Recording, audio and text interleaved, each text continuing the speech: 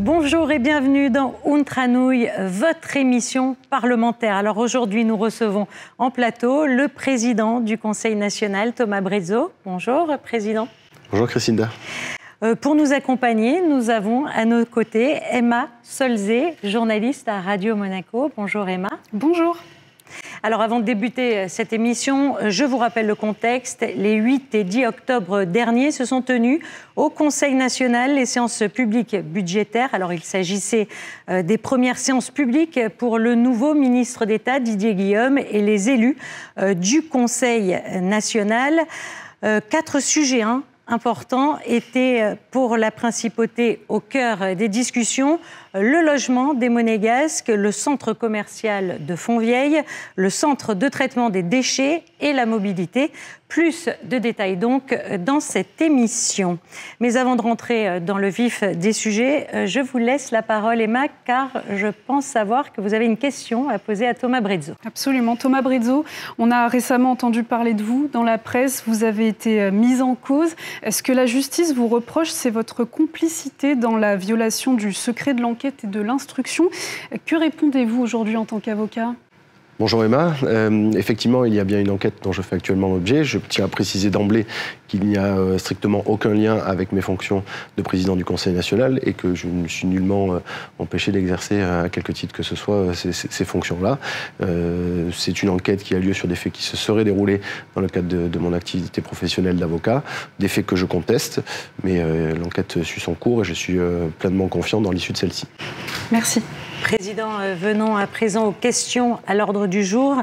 Nous le disions il y a quelques instants, les 8 et 10 octobre dernier se sont tenues les séances publiques budgétaires auxquelles participaient pour la toute première fois le ministre d'État Didier Guillaume ainsi que Lionel Beffre, le ministre de l'Intérieur. Président, le climat est-il plus apaisé avec le gouvernement ? Alors, effectivement, nous nous étions quittés avec le gouvernement lors du vote du budget rectificatif de printemps qui avait été un vote de rejet par l'ensemble des élus dans un climat particulièrement tendu. Il y a effectivement un nouveau ministre d'État qui vient d'arriver avec des méthodes différentes, un dialogue différent, un discours bien plus politique que ce que pouvait avoir son prédécesseur, qui était plus technique. Donc effectivement le climat a tendance à s'apaiser aujourd'hui. Maintenant il y a eu énormément d'annonces qui ont été faites, mais ce que nous attendons ce sont les actes bien évidemment. Donc maintenant c'est un nouveau départ on va dire, un nouveau dialogue avec le ministre d'État qui nous permettra je pense d'être un peu plus apaisé, d'être peut-être un peu plus rassuré en attendant d'avoir des résultats.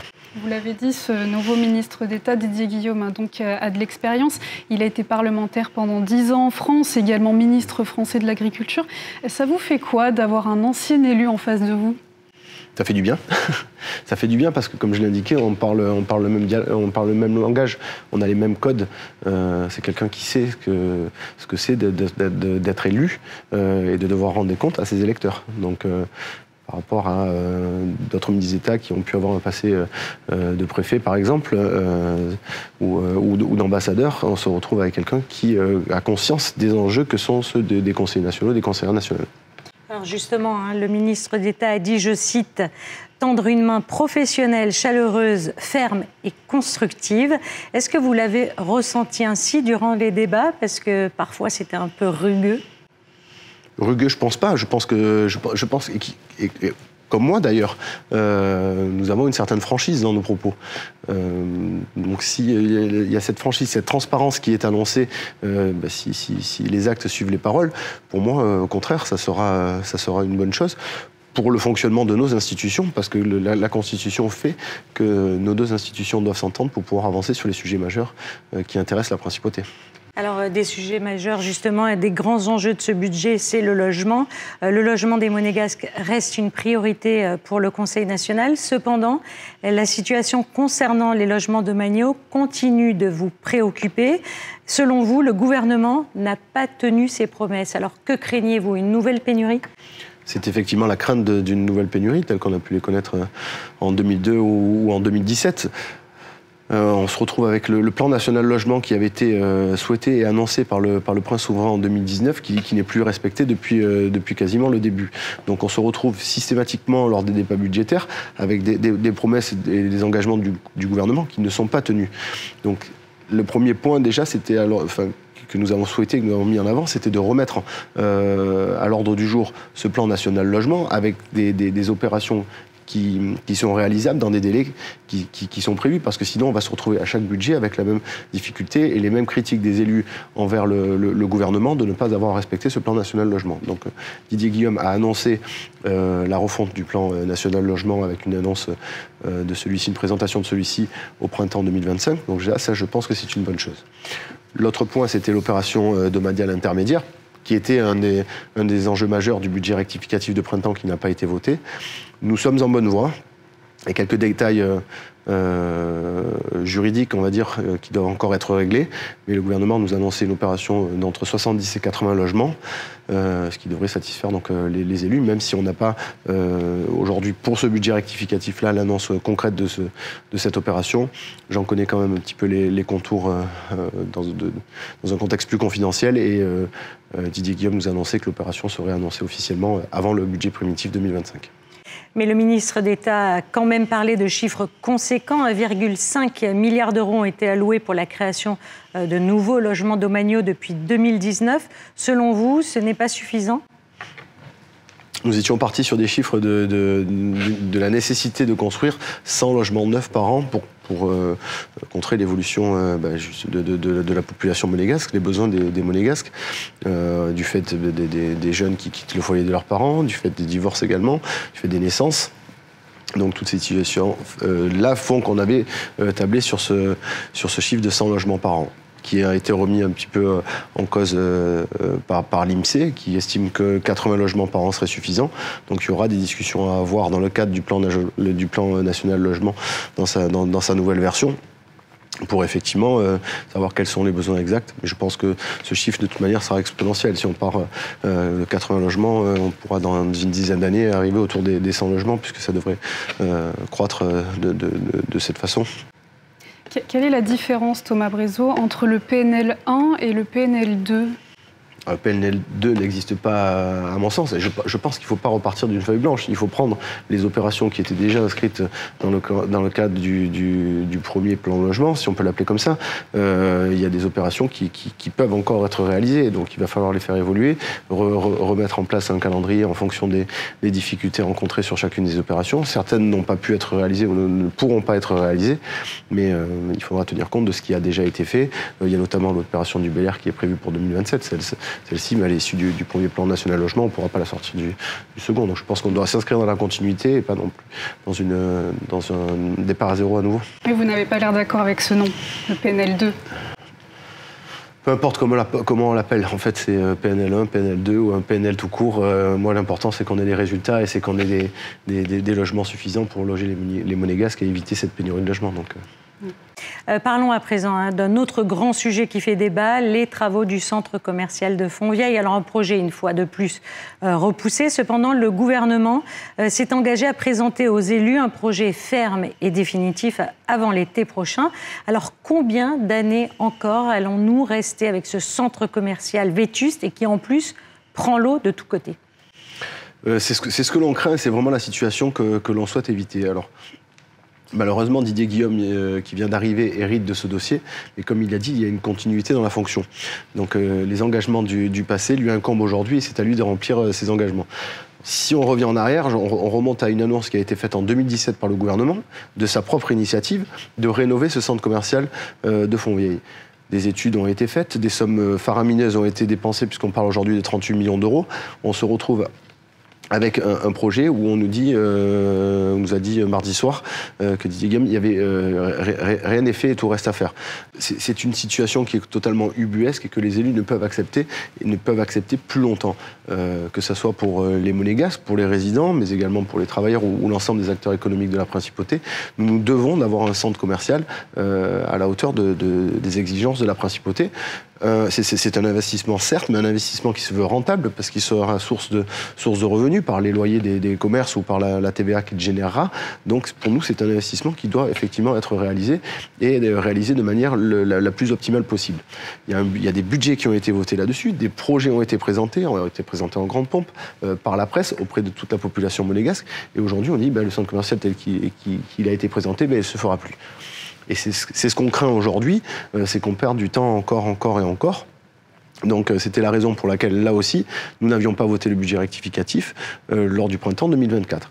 On se retrouve dans cette situation où aujourd'hui, le nouveau ministre d'État prend connaissance du dossier et il nous dit qu'il faudra encore du temps, et elle nous annonce une décision qui sera prise au printemps 2025, en tout cas avant l'été. Là aussi, on ne peut que rester méfiant. Donc ce que nous avons exigé du gouvernement, c'est que nous puissions être associés à l'ensemble des étapes et l'ensemble des démarches pour qu'on puisse suivre finalement ce qui se fait pour cette prise de décision. Parce que sans ça, on reste noyé, on se retrouve dans une réunion au bout de 6 mois dans laquelle on va dire voilà ce qu'il en est. Et à vous d'être satisfait ou pas satisfait, on verra. Donc on ne peut pas voter le budget de la sorte sans être au moins associé aux discussions. Ce n'est pas à nous de prendre la décision, ce n'est pas au Conseil de prendre la décision, c'est au gouvernement. Mais nous devons être associés effectivement aux discussions quant à ce projet. Alors, pour reprendre les mots de Didier Guillaume, ça ne sera pas un centre commercial au rabais, c'est ce qu'il a dit. Par contre, vouloir absolument des réponses au plus vite sur un sujet qui semble quand même très complexe et que vient de découvrir apparemment le ministre d'État, vous avez dit ne plus pouvoir attendre, n'est-ce pas un petit peu radical ? Par rapport aux annonces qui ont été faites et les engagements qui ont été pris, bien évidemment qu'on ne peut plus attendre.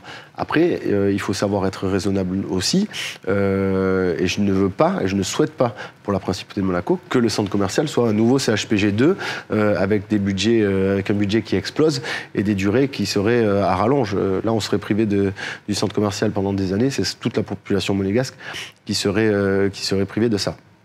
Donc on ne peut pas prendre non plus des décisions à la hâte, mais force est de constater que les engagements qui ont été pris n'ont pas été respectés.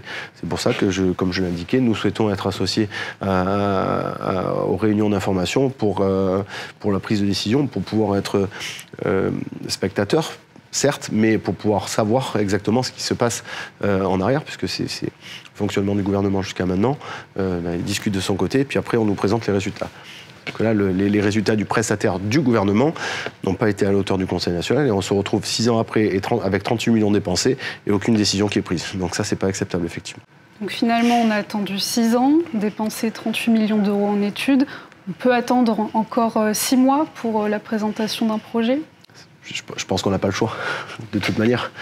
Donc voilà, c'est pas... certains élus qui voteront certainement contre ce budget. Donc c'est aussi prendre le risque d'un non-vote du budget rectificatif si une décision n'est pas prise. On considère qu'ils ont quand même en 6 ans et 38 millions dépensés la possibilité d'avoir recueilli toutes les informations nécessaires pour prendre une décision. Ce qui ne semble pas être le cas. Donc on verra avec les votes des élus mardi soir. Votre grand projet primordial et dont la décision finale du gouvernement interviendra également avant l'été, le projet sur le centre de traitement et de valorisation des déchets. Le ministre a dit avoir pris note des préférences en la matière du Conseil national et en tenir compte. Vous y croyez, vous ? Il ne prend pas un peu l'eau, ce projet ? Je pense que le ministre d'État a pleinement conscience des enjeux de ce projet. Donc on parle d'un socle à 800 millions d'euros, une technologie à 700 millions d'euros. On est déjà à 1,5 milliard. On peut estimer que le projet sortira à 2 milliards d'euros lorsqu'il verra le jour. Est-ce qu'aujourd'hui on a 2 milliards d'euros à dépenser ? Je ne le pense pas. Est-ce qu'on a 2 milliards d'euros à dépenser ? Si on est contraint de les dépenser, il faudra le faire, on le fera. Moi, ce qui me gêne là-dedans dans cette décision, c'est que toutes les pistes n'ont pas été explorées pour savoir si on pouvait mutualiser le traitement des déchets, notamment avec les villes voisines françaises, avec la métropole plus particulièrement. Voilà, donc il y a un ratio entre le coût et les différentes solutions à faire pour savoir est-ce qu'on est contraint aussi par les conventions internationales et notamment la convention de Bâle de devoir traiter nos déchets sur notre propre territoire. Je ne le pense pas, puisque la CARF elle-même, la communauté d'agglomération de la Riviera française, traite ces déchets et fait traiter ces déchets en Principauté de Monaco. Je ne vois pas pourquoi la France pourrait envoyer ces déchets à Monaco et Monaco ne pourrait pas les faire traiter par la France.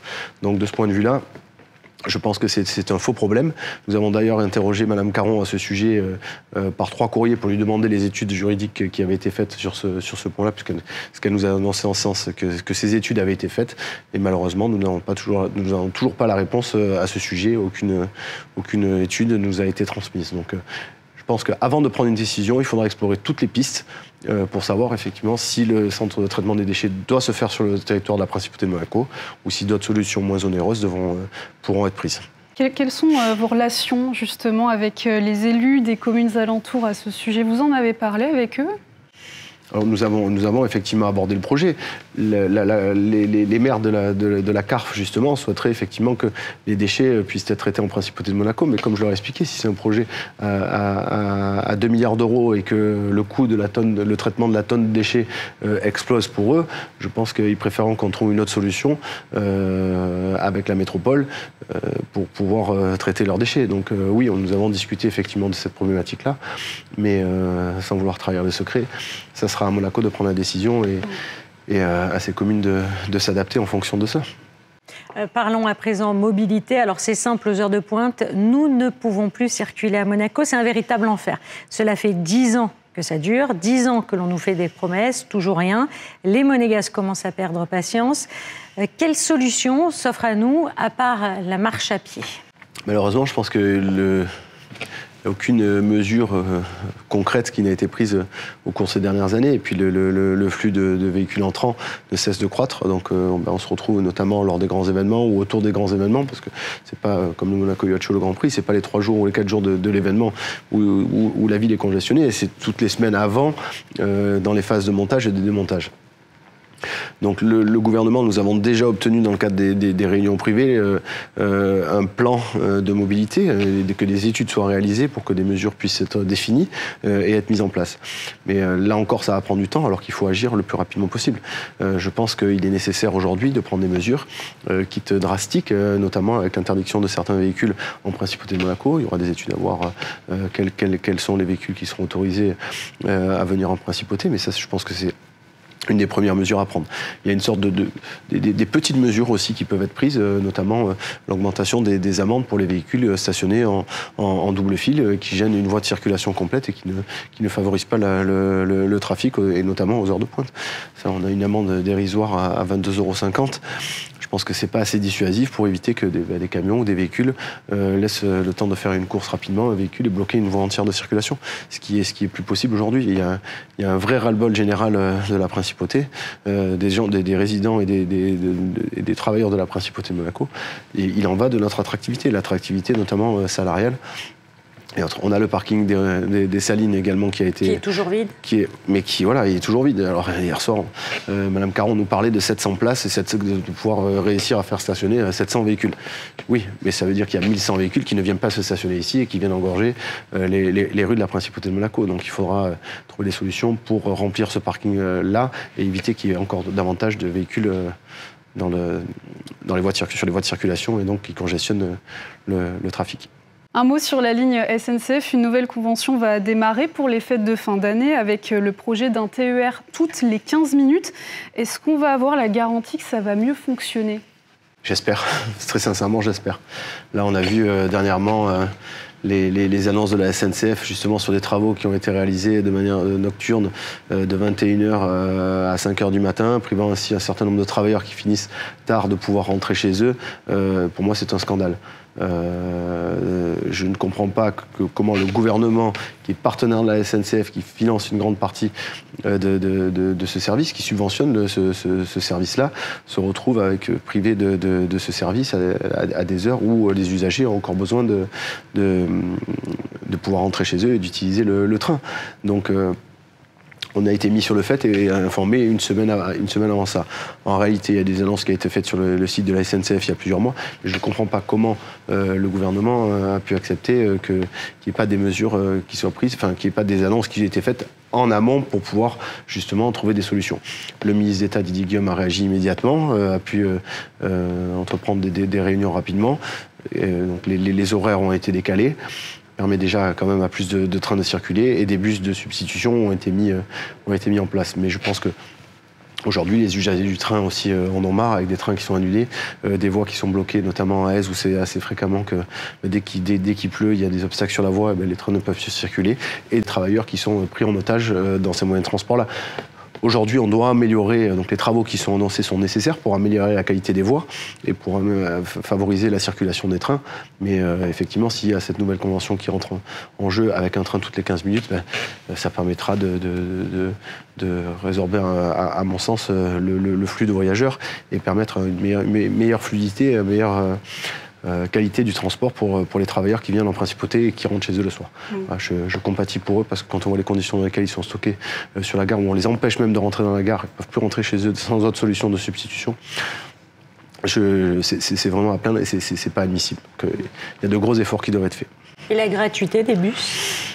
La gratuité des bus, il y a un test qui a été fait par le gouvernement, mais je pense qu'il faudrait faire rentrer dans les mœurs le test sur 2 mois, c'est trop court. Il faudrait un test sur une plus longue période pour que ça rentre dans les habitudes des gens, pour savoir si réellement la gratuité du bus est intéressante. Après, on a aujourd'hui un abonnement de parking qui permet d'avoir un abonnement de bus gratuit à côté. Il faudra voir. Alors, à ce sujet, on a quand même lancé la grande consultation sur laquelle le sujet est évoqué. Donc, on verra pour se prononcer sur ce sujet quelle sera la réponse des monégasques sur ce point-là en particulier. Justement, cette grande consultation auprès des monégasques, vous l'avez lancée donc début septembre, un questionnaire pour avoir leur avis sur des sujets qui les concernent au quotidien, emploi, mobilité, économie par exemple. Est-ce que vous avez déjà des résultats de cette consultation, une tendance qui se dégage ? Pas du tout. On a les résultats de la participation qui est très important puisqu'on arrive, je crois, à 34-35%.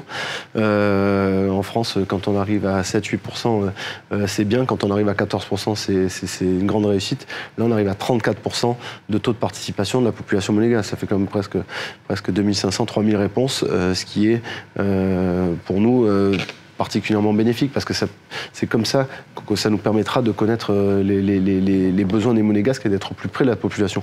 Ce qui prouve aussi que les monégasques ont envie de s'exprimer, ont envie d'être écoutés et ont envie de faire entendre leur voix. Donc pour nous, c'est primordial de décortiquer les résultats qui seront ceux de la consultation. Il y aura une présentation publique qui sera faite à la presse et au public en général. Mais nous attendons beaucoup de ces résultats. Ça nous permettra d'avoir un poids supplémentaire dans notre discussion avec le gouvernement pour obtenir pour remplir les attentes de nos électeurs. Justement, l'avis des monégasques qui ont répondu au questionnaire pourrait peut-être servir de levier, d'argument auprès du gouvernement pour vous faire entendre sur certains sujets ? Totalement. Nous sommes élus par les monégasques. Donc nous sommes là pour porter leur voix. Donc effectivement, si par le biais de cette consultation, nous avons connaissance de leurs attentes et en fonction de différentes questions, savoir qu'est-ce qu'ils attendent des pouvoirs publics, effectivement, nous sommes leurs représentants et c'est à nous de faire valoir leur voix auprès du gouvernement pour obtenir des avancées sur les sujets qui les concernent. Alors avant de refermer cet entretien et de vous libérer, parce que vous n'avez pas l'air en grande forme, merci d'ailleurs d'être avec nous alors que vous êtes malade, vous avez dit, je vous cite, « Aucun vote de loi de budget n'est ou ne sera acquis par avance si nos demandes ne sont pas prises en compte par le gouvernement. » Alors comment vous appréhendez ce vote ? On verra encore, il reste encore une soirée de débat, puis le vote. Donc après, c'est chaque élu. Je ne maîtrise pas le vote des élus. On peut avoir une direction, mais ça dépendra des annonces effectivement qui seront faites par le gouvernement au cours de ces débats. Donc il en reste encore sur la mobilité. On a déjà quelques-unes sur le logement. J'ai oublié de parler de l'agence domaniale qui a aussi été annoncée, qui était un sujet de notre campagne. Donc voilà, on a obtenu des avancées. D'autres attentes n'ont pas été remplies. Je m'attends à un vote mitigé. Après, quel sera le résultat du vote ? Je ne peux pas le prédire aujourd'hui, à l'heure actuelle, et être certain que le vote sera acquis. J'ai voulu vraiment laisser la parole à chaque élu dans le fonctionnement de l'institution. Chacun s'exprime librement et vote librement. Donc, ce sera l'addition des votes de chacun des élus qui donnera le résultat de l'adoption ou du rejet de ce budget rectificatif. En tout cas, il pourrait y avoir un vote contre, si jamais ça ne vous va pas. Il pourrait y avoir un vote contre, effectivement. Ça sera peut-être pas majoritaire, mais ça sera peut-être pas unanime, comme ce fut le cas au printemps dernier. Mais oui, les résultats pourraient être négatifs. Oui. Nous avons parlé du budget, mais je crois que vous enchaînez avec une séance législative. Et nous avons une séance législative jeudi prochain, effectivement, avec 3 propositions de loi et un texte de loi. Nous sommes encore en retard sur les textes importants qui ont été déposés et qui sont nombreux. Il y aura d'autres 2 séances législatives qui interviendront fin novembre et mi-décembre, il me semble. Donc oui, mais il y a effectivement cette séance législative qui aura la semaine prochaine. Merci, Président, pour votre témoignage. Ouvrons à présent notre séquence Les clés du budget, car n'oublions pas qu'une séance concernant le budget rectificatif se tiendra ce mardi. Je vous propose d'entendre tout de suite à ce propos les rapporteurs concernés. Mais ce budget, comme tous les autres, on l'a abordé dans la sérénité. Le rôle du président de la Commission des finances dans ce cas-là, c'est de pouvoir permettre l'expression de l'ensemble des élus qui portent assez souvent des sujets différents, avec force et conviction. C'est pas pour rien que le rapport a fait 41 pages. On a essayé d'être exhaustif, on a essayé d'être juste, équilibré. On a abordé les points qui allaient bien, mais aussi ceux qui ne vont pas. On ne peut pas parler que des trains qui arrivent à l'heure. On parle aussi des sujets qui dérangent. Donc, parmi des sujets qui dérangent, mais aussi des sujets de préoccupation des monégasques. Donc, on a retrouvé les sujets classiques, je dirais, tels que le logement, malheureusement celui du centre commercial de Fontvieille, les aspects sociaux, les aspects culturels. On a vraiment essayé d'être exhaustif dans ce rapport en mettant en exergue les sujets qui tiennent à cœur des différents élus.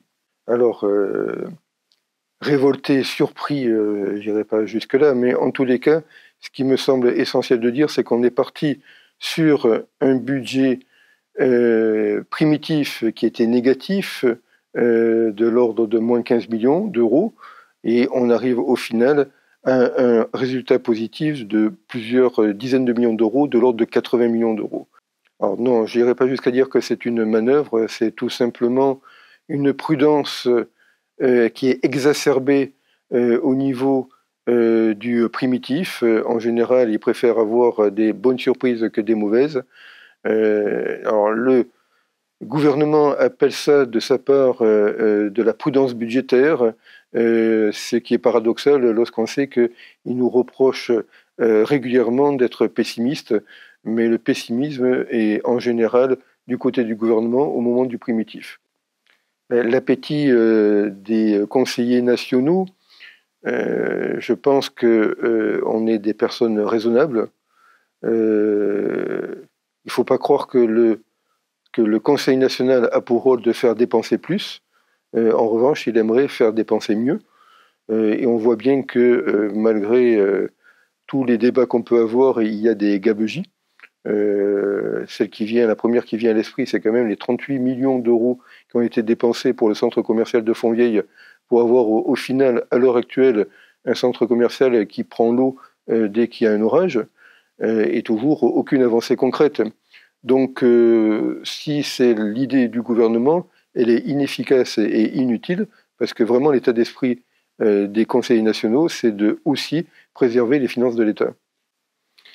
Alors effectivement, le warning concernant Marais-Thérins, il était à mon sens important de le faire parce que, je vais reprendre les éléments que j'ai indiqués dans ma politique générale, quand le bâtiment va, tout va.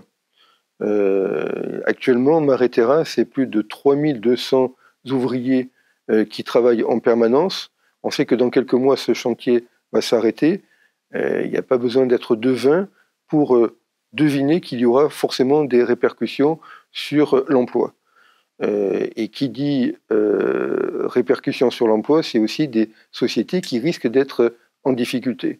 Donc, à mon sens, comme je l'ai indiqué, ce sujet-là n'a pas été suffisamment anticipé et on risque dans les mois à venir d'avoir des sociétés en difficulté, alors que je pense qu'une meilleure répartition des travaux aurait permis d'absorber, alors pas en totalité, mais en tous les cas d'absorber la brutalité de ce phénomène.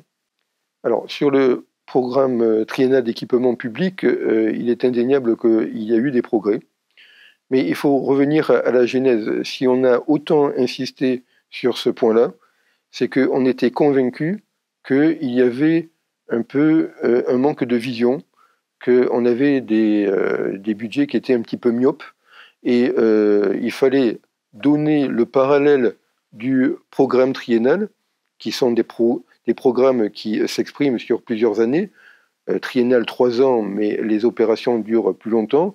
Il fallait donner son équivalent sur les recettes. Et ça, c'était vraiment important, parce que sinon, on réajuste année après année les budgets, mais sans cette vision long terme. Or, les dépenses qu'on engage aujourd'hui, on se retrouve contraint à les mener dans le temps. On voit bien ce que ça a donné sur le CHPG, où, c'est une opération un petit peu malheureuse, où le reste à payer d'aujourd'hui est supérieur à la prévision budgétaire initiale. Donc il faut avoir cette vision beaucoup plus long terme pour pouvoir prendre les bonnes décisions. Le logement reste la priorité essentielle du Conseil national. Et je l'ai déjà répété maintes fois, il est hors de question qu'elle soit la variable d'ajustement du gouvernement. Le compte n'y est pas. Il faut, peu importe le calcul qui s'effectue, il nous faut livrer 100 de logements par an. J'aurais bien aimé être d'accord avec Monsieur le ministre d'État lorsqu'il dit que nous avons rattrapé le retard. Nous ne l'avons absolument pas rattrapé.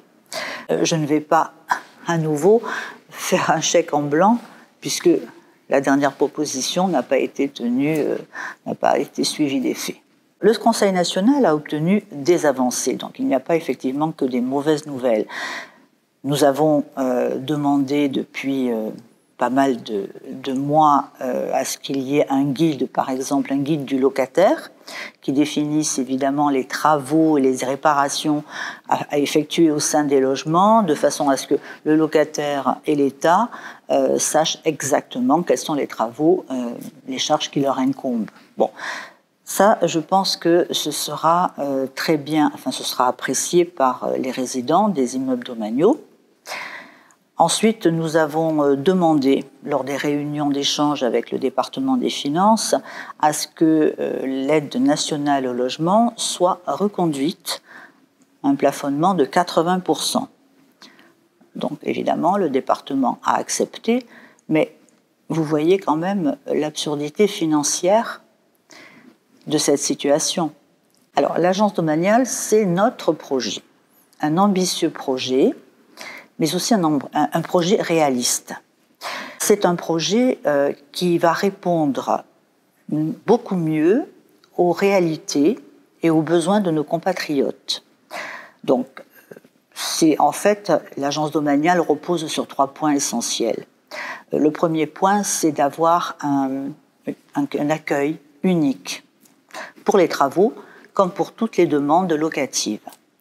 Le deuxième point, ce sera, et nous l'espérons vivement, d'avoir des commissions d'attribution trimestrielles. Aujourd'hui, elles sont tenues plutôt de façon annuelle. Et puis le troisième point qui nous tient également à cœur, c'est de pouvoir proposer aux compatriotes le choix de leur appartement, bien entendu sous certaines conditions, et tout en maintenant les critères de points du système actuel. Sur l'agence domaniale, il y a des avancées concrètes.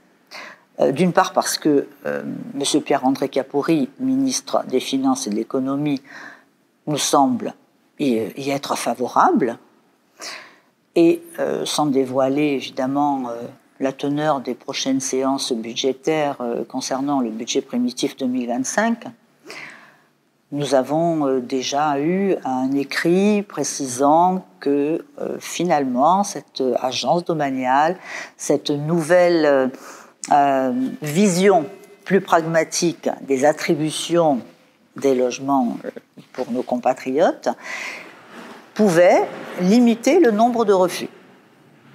Donc je pense qu'il y est effectivement favorable. De toute façon, nous ne lâcherons pas. Il faut absolument aller dans ce sens-là. Aujourd'hui, nous le voyons, on a finalement une attitude essentiellement comptable du besoin. Mais elle ne peut pas continuer à être justement seulement comptable. Il faut effectivement apprécier le type d'appartement, la typologie des appartements. Voilà. Donc ça, il faut que ce soit bien ancré et que lorsque nous aurons des réunions, et le gouvernement va nous écouter sur ces points-là, parce que c'est tout son intérêt également. Sur le centre commercial de Fontvieille, que le Conseil national défend depuis, je le rappelle, 6 ans, eh bien, à ce jour, rien n'avance. On est toujours au même stade. On nous a annoncé quelque chose, peut-être un avancement, mais moi, je constate que je n'ai rien, c'est-à-dire un centre commercial qui se détériore de jour en jour, des commerçants qui font de leur mieux. Et je le dis aujourd'hui, je les soutiens, parce que ce n'est pas facile. Mais pour le futur centre que nous souhaitons vraiment pour tout le monde, notre population, nos monégasques, nos résidents, nos salariés, ambitieux, pas au rabais, on a une annonce de promesse de peut-être avoir un projet décidé au printemps, ce qui ne correspond pas du tout à ce que nous souhaitons au Conseil national. Je rappelle à tout le monde que nous attendons ce projet depuis plus de 6 ans à l'initiative du gouvernement. C'est-à-dire que nous n'avons pas proposé ce projet. Le gouvernement nous a proposé un projet à la base magnifique, très onéreux. Nous avons accepté que l'enveloppe budgétaire soit revue à la baisse. Mais de là à accepter juste un ravalement, une rénovation au rabais, c'est hors de question. Je rappelle à tout le monde que nous en sommes avec un projet qui ne correspond à rien, nous n'avons rien, et nous avons déjà dépensé 38 millions d'euros. Je pense que c'est une somme conséquente pour rien avoir, pour le moment, en retour. Il est vraiment temps que le gouvernement, avec son ministre d'État qui nous dit qu'il est très déterminé et qu'il est prêt à trancher, qu'il nous annonce qu'il tranche, mais pas au printemps prochain, parce que ça sera encore reporter le projet, et même une rénovation pour pallier aux énormes problèmes que connaissent les commerçants dans ce centre commercial. Quand il pleut, ils sont obligés de mettre des seaux. On a des installations qui sont tellement vieilles qu'on ne peut même pas changer les pièces.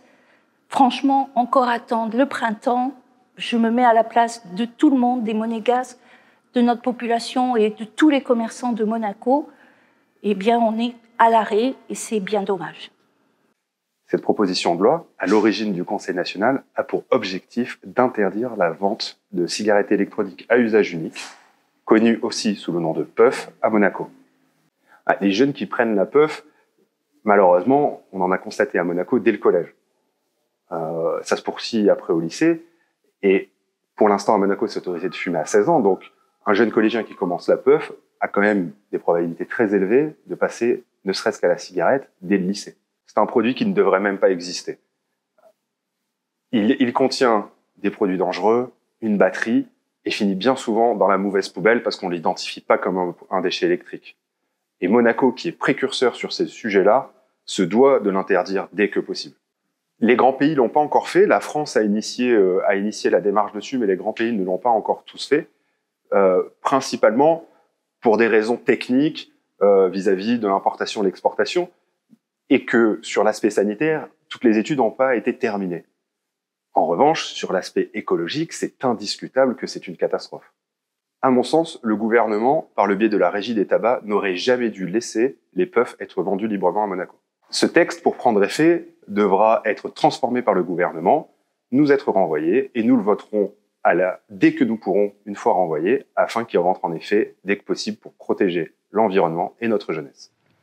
C'est ainsi que se referme ce magazine parlementaire. Merci, Président, pour votre témoignage. Merci à vous.